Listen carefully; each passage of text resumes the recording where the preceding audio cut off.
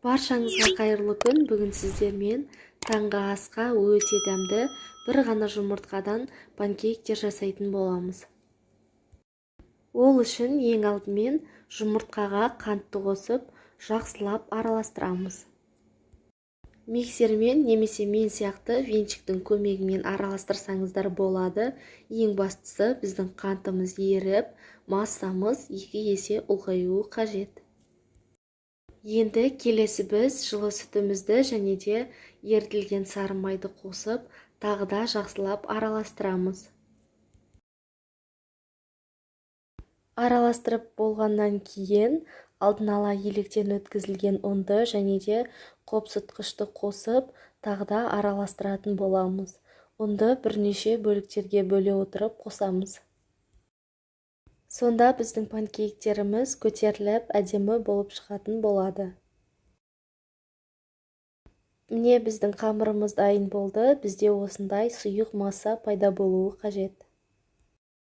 Енді алдын ала қызып тұрған табада бір ас қасықтан құйып пісіріп алатын боламыз. Байқасаңыздар, біздің панкейктердің бетінде тесіктер пайда болды. Бұл біздің панкейктердің піскенін білдіреді, яғни аудара берсеңіздер болады. Бұл шамамен 1 минуттан кейін пайда болады. Ал екінші беті өте тез піседі. Қалған панкейктерімізді де дәл осылай пісіріп аламыз. Таңғы асқа міндетті түрде жасап көруге кеңес беремін. Дәмді және де тез дайын болады.